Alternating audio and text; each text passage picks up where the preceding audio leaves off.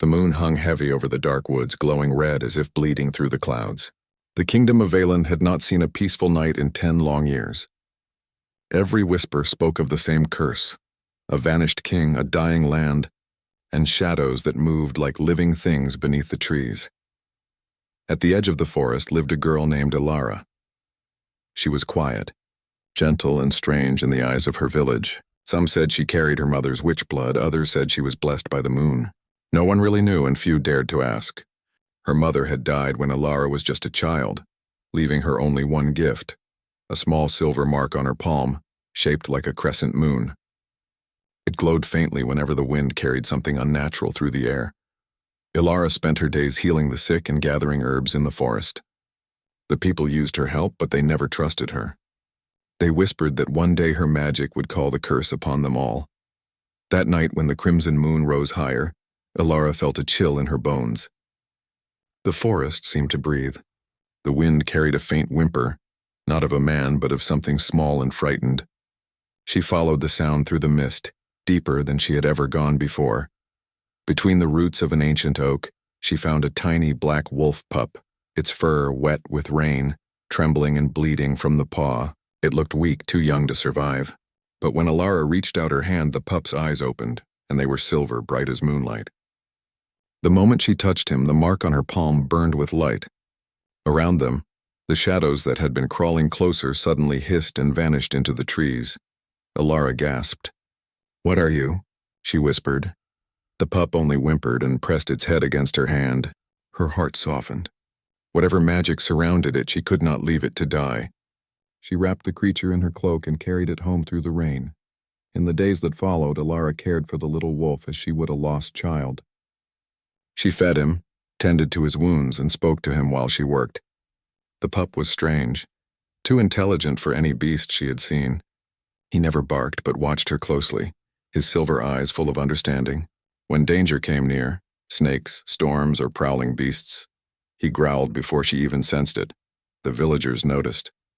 They muttered that the witch's daughter had taken a cursed animal under her roof. Some said the pup was a spirit of the forest. Others whispered that it was the missing king's familiar. Ilara ignored them. She could not explain why, but the pup gave her comfort. It followed her everywhere, even to the river where she collected moonwort, never once leaving her side. At night, she dreamed. She saw visions of a man bound in chains of silver, kneeling beneath a red moon. His eyes were the same silver as the pup's. He would look at her and say one word: Luna. Each time she woke, her heart raced. She would look at the sleeping pup by her bed and whisper, "Who are you?" One stormy evening, the wind howled so fiercely it sounded like the forest itself was crying. Ilara's hut shook as thunder rolled over the hills. The pup barked once, sharp, urgent, then ran to the door. When she opened it, lightning flashed across the sky, striking a tree not far away. The pup cried out and fell to the floor, shaking as light wrapped around him. Ilara knelt beside him, terrified as his small body began to change. Fur turned to skin. Paws stretched into hands. Within moments, a man lay where the wolf had been, wounded, beautiful, and covered in marks that shimmered like molten silver. His hair was black as midnight, his chest scarred, his eyes still the same pale silver she had seen in her dreams. Ilara stumbled back. You're human," she breathed. The man's voice was hoarse, deep, and filled with pain. "You found me," he whispered. "My Luna. I don't know what that means," she said, trembling. He tried to rise, but his strength failed. "I am Aldrich Valen, king of this realm. I was cursed by the false queen, trapped in that form until the one destined to recognize me touched my soul." You broke my chains." Ilara's mind spun. The lost king? The alpha of the wolves? The stories said he had vanished long ago, betrayed by someone he trusted. And now here he was, half dead on her floor. "I didn't mean to break anything," she said softly, reaching out to help him. "I only wanted to save you." Aldrich looked at her hand, at the glowing silver mark, and a shadow crossed his face. "That mark," he murmured. "It is the seal of the Luna, the spirit meant to balance the Alpha King. You were never meant to be part of this curse, and yet here you are." Ilara did not understand, but her heart ached for him.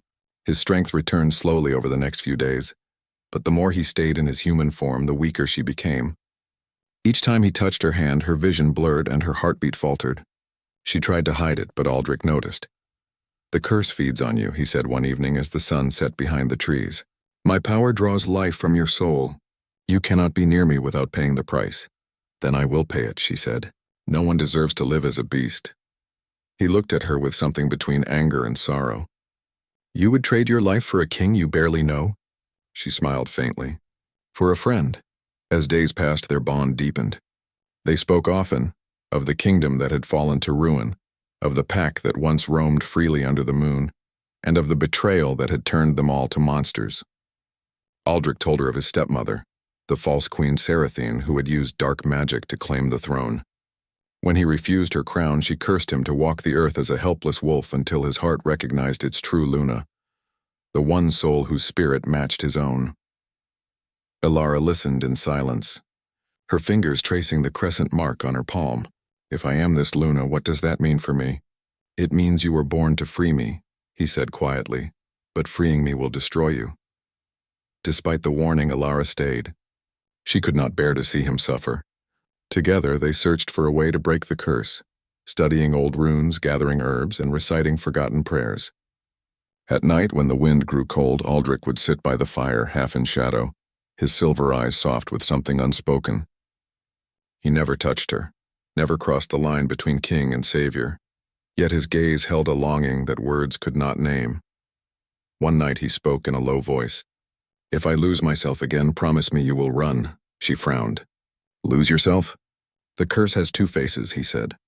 "The man you see now, and the beast that hungers for blood. When the moon burns red, the beast awakens."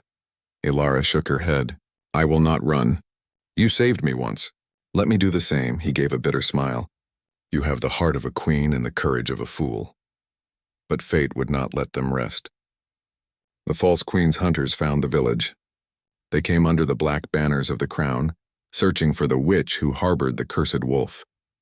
When Elara saw them from her window, she turned to warn Aldrich, but the moon had already turned crimson. His eyes glowed like fire. "Aldrich," she whispered, "stay with me. Remember who you are." But the beast had awakened.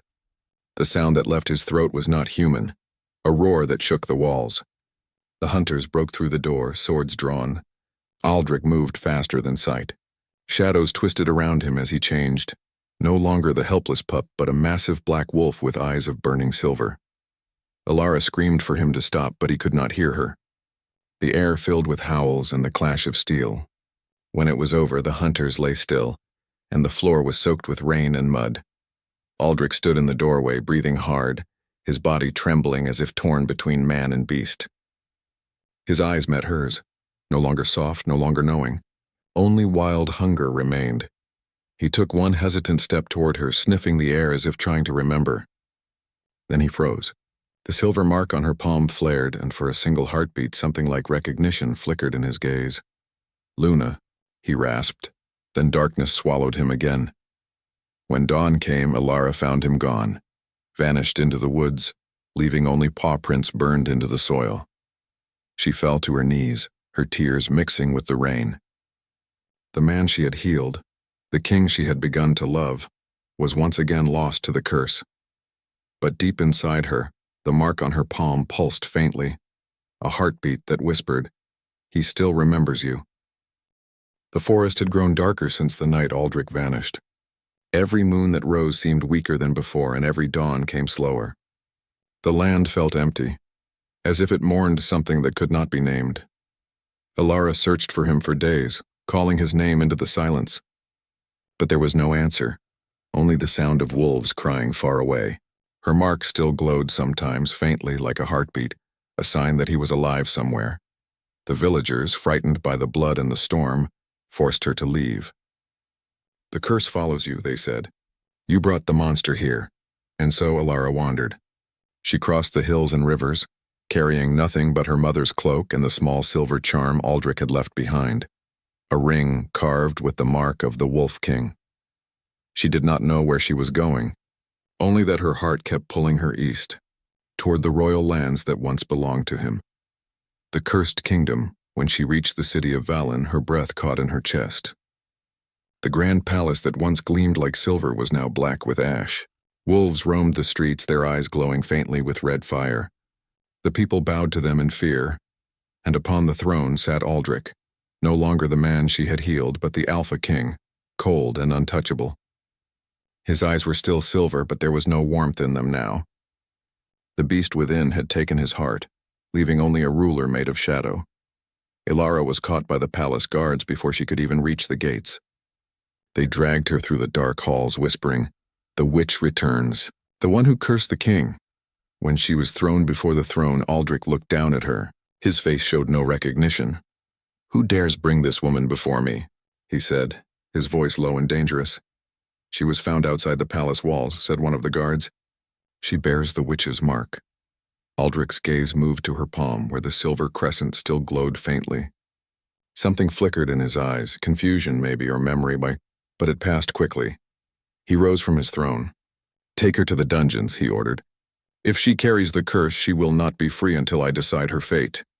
Ilara's heart broke, but she said nothing. The king she had known was gone, and yet, as she was dragged away, she felt his eyes still following her.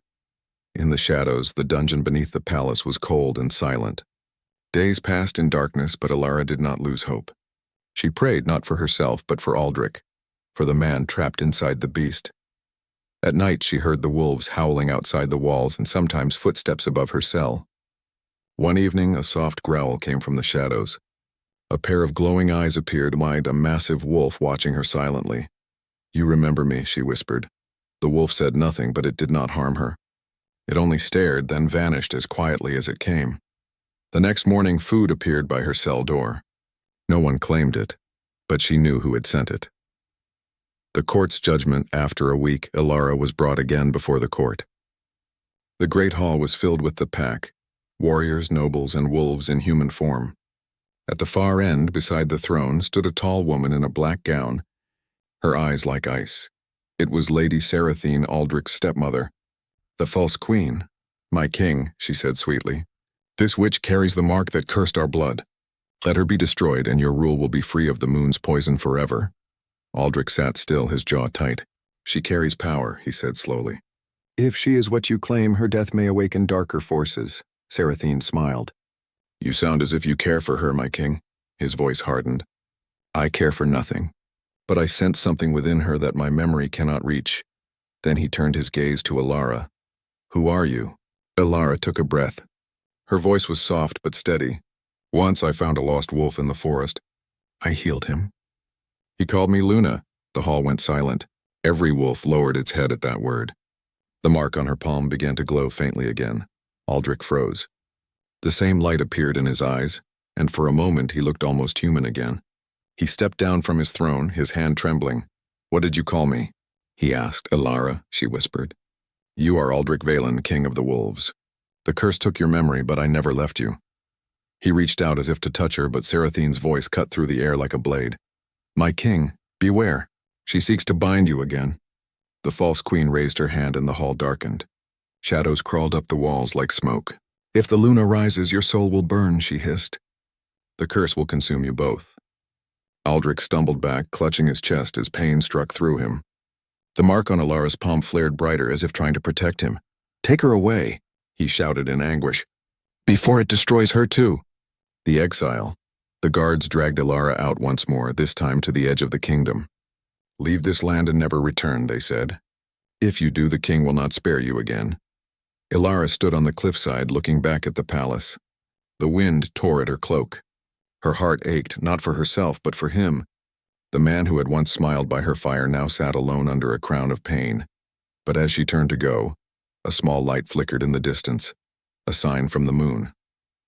The silver glow from her mark pulsed once, as if calling her somewhere beyond the mountains. She followed it. The Moon Temple. After many days of travel, Ilara reached a place forgotten by men, the Temple of the Moon, a ruin covered in ivy and frost. There she found the Oracle, an ancient spirit who spoke with a voice like wind. "You carry the last light of the Luna," the Oracle said. "The Alpha King's curse cannot be broken by force, only by sacrifice." Ilara's voice trembled. "What kind of sacrifice?" "Your life force binds his curse. If you give it willingly, his soul will awaken and the realm will be healed. But you will not live to see it, Alara bowed her head. Tears filled her eyes, but her voice was calm. If my death can free him, then my life has meaning. The oracle smiled sadly. True love is not born from desire, but from choice. Go, Luna of Valen. The moon will guide you. The final night, when Ilara returned to the kingdom, the world was on fire. The sky burned red, and the palace was surrounded by darkness. The false queen had opened the gate of eternal night, a curse strong enough to devour the entire realm. Aldrich stood before it, his body trembling, caught between man and beast. His eyes were wild, his hands stained with shadow. Leave, he growled when he saw Ilara. I cannot control it. She stepped closer, calm despite the chaos. You once told me that the Luna's touch could calm the storm. Let me try. He shook his head. You will die. Then I will die with you. Her words broke something inside him. The man within the beast fought to the surface. He fell to his knees, his breath ragged. Alara, I remember, she smiled through her tears. Then remember this too. She placed her glowing hand on his heart. One breath, one soul, one light in the dark. A silver flame rose around them, bright enough to blind the night. The curse screamed as it burned away, the darkness melting into ash. When the light faded, Aldrich knelt on the ground, free at last. But Alara's body lay still in his arms. Her mark was gone, her hand cold. He pressed his forehead to hers, whispering her name over and over. The first rays of dawn broke over the horizon, painting the sky gold. The kingdom was healed. The curse was broken. But the Luna was gone. Epilogue. The silver pup seasons passed. The forest grew green again, and the wolves roamed freely under a pure white moon. King Aldrich ruled with peace, though his eyes always carried a quiet sorrow. Every night he walked to the river where it had all begun. He would kneel by the water and whisper, "Come back to me, my Luna." One spring evening, as the moon rose full and bright, he heard a soft sound, a whimper. From the shadows stepped a small silver wolf pup, its eyes glowing with gentle light. Aldrich froze, his breath catching in his throat.